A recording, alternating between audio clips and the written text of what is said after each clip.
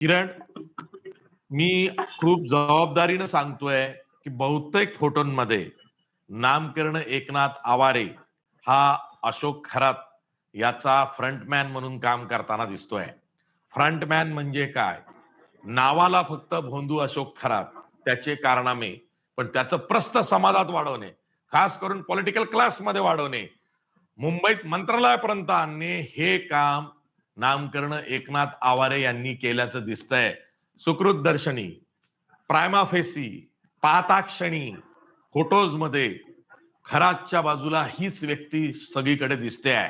आतापर्यंत एसआयटी नामकरण एकनाथ आवारेंपर्यंत का गेली नाही, हा माझा सवाल एसआयटीलाही असेल, राज्य सरकारलाही असेल आणि सहकार विभागाला सुद्धा असेल. कारण या व्यक्तीची पतपेढी आहे असं सांगतोय, आणि या पतपेढीचे डिटेल्स हे कुठे डेटाबेस मध्ये दिसत नाहीयेत अलीकडच्या तीन वर्षांचे. असं का? किरण.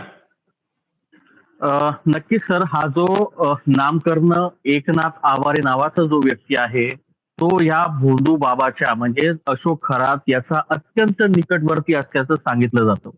त्याचं महत्वाचं कारण म्हणजे भोंदू बाबा अशोक खरातचे जर आता सध्याच्या परिस्थितीमध्ये सोशल मीडियावर 50 फोटो जर असतील तो तुम्हाला 49 फोटोमध्ये हाच नामकरण एकनाथ आवारे नावाचा जो व्यक्ती आहे तो तुम्हाला पाहायला मिळेल. आता तो व्यक्ती कोण? तो व्यक्ती जो आहे, जसं आपण सांगितलं, श्री जगदंबा माता बिगर शेती जी पतसंस्था आहे त्या पतसंस्थेचा हा फाउंडर आहे. त्यांनी ही पतसंस्था जी आहे ती स्थापन केलेली आहे. याच्यानंतर ज्या पतसंस्थेवर 2022 ते 23 हाच भोंदू बाबा कॅप्टन अशोक कुमार खरात हा तिथे चेअरमन होता. ही बातमी आपण खरं तर 22 मार्चला जी आहे ती सर्वात पहिला लावली होती, आणि त्याच दिवशी म्हणजे 22 तारखेला ज्यावेळेस मी ती बातमी केली होती, एसआयटीने जेव्हा पहिल्या दिवशी त्या भोंदू बाबाची तेजस्विनी सातपुते ज्या दिवशी चौकशी करत होते, त्याच आवारेंनी मला रात्री जवळपास 9:15 वाजता फोन केला होता, आणि तेव्हा त्यांनी मला सांगितलं होतं की तुम्ही आमची चुकीची बातमी दिली.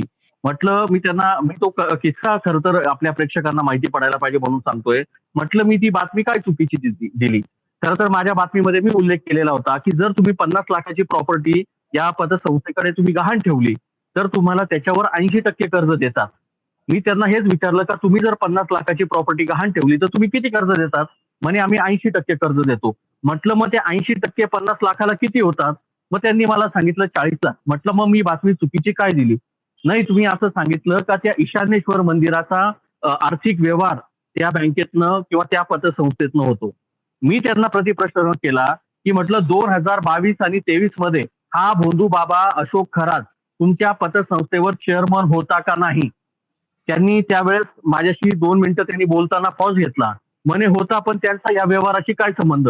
मी त्यांना दुसरा प्रश्न विचारला की जर एखाद्या संस्थेचा एखादा माणूस जर तुमचा चेअरमन होतो तर तो व्यक्ती त्या बँकेचा खातेदार राहतो का नाही राहत, हे तुम्ही मला सांगा.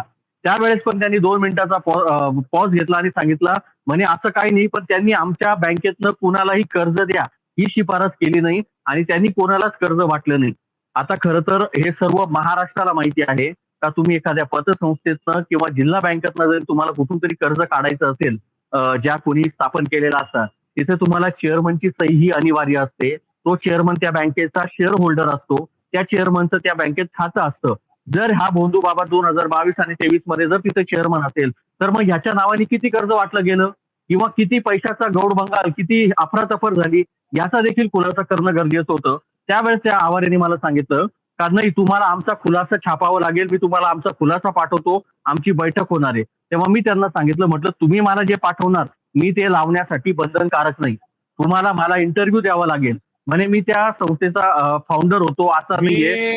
मी तुझा संपादक म्हणून सांगतोय, नामकरण एकनाथ आवारे यांनी त्यांची जी श्री जगदंबा माता ग्रामीण बिगर शेती सहकारी पतसंस्था मर्यादित कुंदेवाडी या संदर्भातले डिटेल्स आणि त्यांचं म्हणणं हे त्यांनी तेजस्वी सातपुते एसआयटीच्या प्रमुख ज्या आहेत त्यांच्याकडे सुद्धा पाठवावं. आणि आमचे जे आता रिपोर्टर सांगत होते किरण नाईक आणि मी संपादक म्हणून आशिष जाधव, आमच्याकडे सुद्धा पाठवावं. कारण पहिल्यांदा फोन हा नामकरण एकनाथ आवारे यांनी किरण नाईक यांना केला. किरण, कोणत्या दिवशी नेमका हा फोन आला होता आणि का आला होता? 22 मार्चला आपल्याला एक गुप्त अशी माहिती मिळाली का ह्या भोंदू बाबा एका बँकेवर हा चेअरमन आहे. याबाबत मी थोडीशी रिसर्च आणि माझ्या लेवलला एक R&D केली. ती R&D पण आपण प्रेक्षकांना या ठिकाणी दाखवणार आहोत की त्या बँकेचं नाव मला समोरच्याने सांगितलं की जगदंबा माता बिगर शेती ही पतसंस्था आहे. त्या संस्थेवर हा भोंदू बाबा खरात चेअरमन होता. मग मी या संदर्भात माहिती घेतली आणि काही जे फोटो आहेत किंवा काही ज्या माहितीचे सोर्स माझ्याकडे मी काढले आणि त्या बेसवर मी बातमी केली का ज्या दिवशी म्हणजे अटक भोंदू बाबाला झाल्याच्या म्हणजे SIT चौकशीचा जो पहिला दिवस होता त्यावेळेस हिमांशू पोलीस क्लबला त्याची SIT चौकशी चालू होती. नंतर ती SIT चौकशी दुसऱ्या ठिकाणी शिफ्ट झाली. त्यावेळेस मी बातमी केली होती का हा भोंदू बाबा अशा अशा एका पतसंस्थेवर त्या ठिकाणी चेअरमन होता आणि त्याच्या काळामध्ये ईशानेश्वर मंदिराच्या पैशांचा अफरातफर झाल्याचा संशय जो आहे तो व्यक्त करण्यात येतो. याबाबतची लिंक आपल्या लोकमतच्या फेसबुक पेजला देखील पाहायला मिळते आहे. त्यानंतर त्या मला किरण अशोक खरात उर्फ हा कॅप्टन उर्फ हा भोंदू बाबा हा नामकरण एकनाथ आवारे सर्वे असलेल्या पतपेढीवर जगदंबा पतपेढीवरती 2022-23 या आर्थिक वर्षामध्ये पतपेढीचा अध्यक्ष होता, बरोबर? येस सर, तुम्हाला मी त्याबाबतचा फोटो पण व्हॉट्सअप केलेला आहे. मग हे डिटेल्स आता कुठेही डेटाबेस मध्ये का दिसत नाहीये?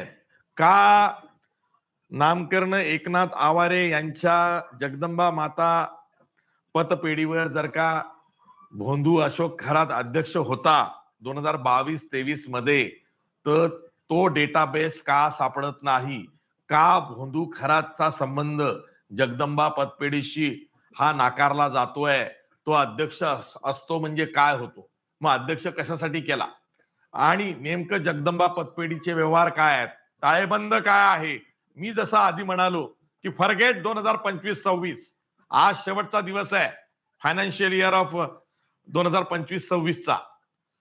मला 2024-25 ची CA मार्फत तो जो ताळेबंद आहे, जो सहकार विभागाला सबमिट केला जातो, तो त्यातले सगळे डिटेल्स, कोणाकोणाला कर्ज दिलं, कोणाकोणाच्या ठेवी ठेवल्या, कोणाकडनं कर्ज आलं, हे सगळं काही व्यवहार वेगळा केला असेल, कुठे पैसे डिपॉझिट करण्याचा नफ्यासाठी किंवा कोणती जमीन खरेदी करण्याचं काही केलं असेल, तर याचा सगळा ताळेबंद हा नामकरण एकनाथ आवारे यांनी पब्लिक डोमेन मध्ये आणला पाहिजे. मी पुन्हा महाराष्ट्राला सांगतोय, हा जो भोंदू अशोक खरात यांनी महिलांबरोबर जो काही व्यवहार केलेला आहे त्यामध्ये लैंगिक शोषण आहे, बलात्कार आहे, गर्भपात आहे, एवढंच नाही विनयभंग सुद्धा आहे कमी अधिक प्रमाणात, व्याभिचार आहे, हे तर आहेच आहे. पण या भोंदू खरातच्या माध्यमातून political liaisoning, political investment, honey trap, असे जे प्रकार झालेले, सेक्स रॅकेट, असे जे प्रकार झालेले आहेत, त्याबरोबरच याच्यातले जे आर्थिक व्यवहार आहेत त्यामध्ये कोण कोण कसे कसे गुंतलेले आहेत, याचा जर का फ्रंटमॅन कोणी असेल तर तो नामकरण एकनाथ आवारे निघू शकतो.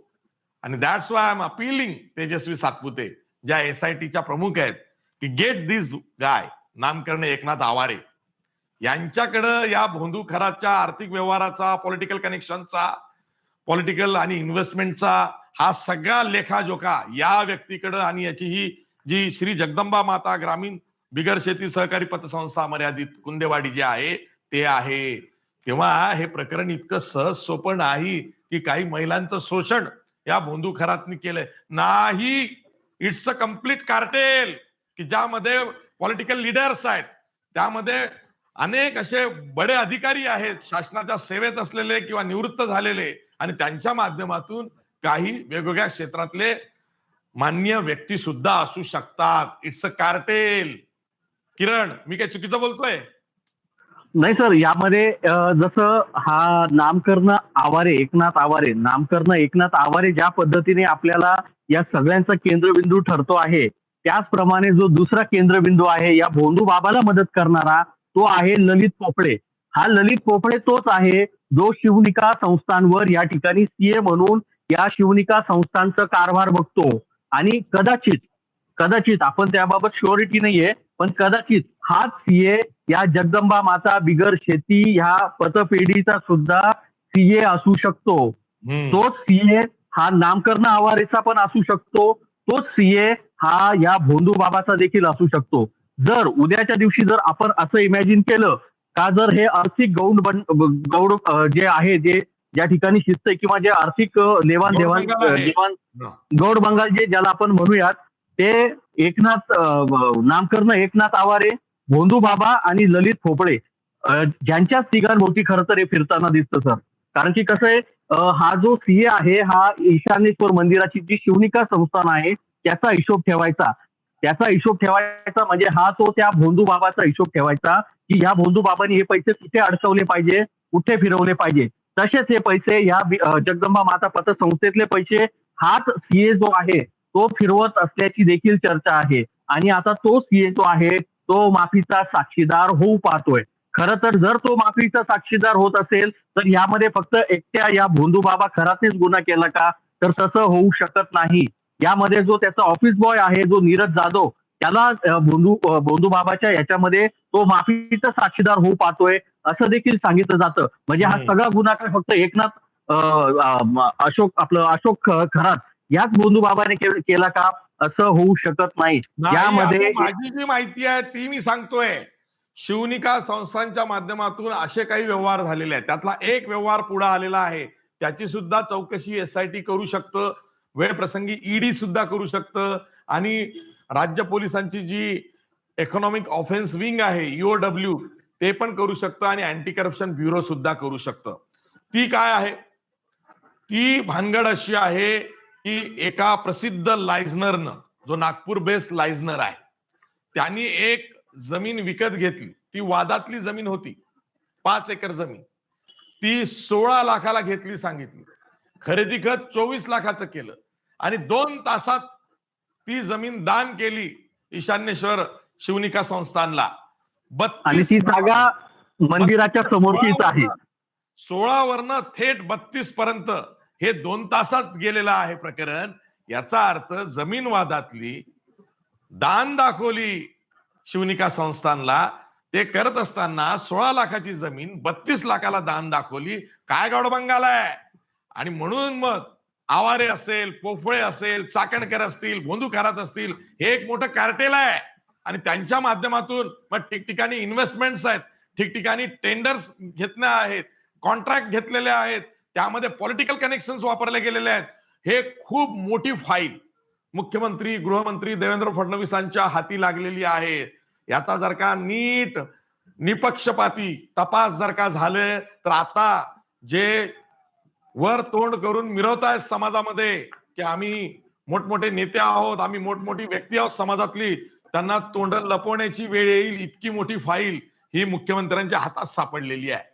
मी म्हणेल अख्खं महाराष्ट्राचं राजकारण हे मुख्यमंत्री देवेंद्र फडणवीसांच्या हातात या फाईलच्या निमित्तानं सापडलेलं आहे. सगळेजण त्यांचे पाय पकडत असतील आता.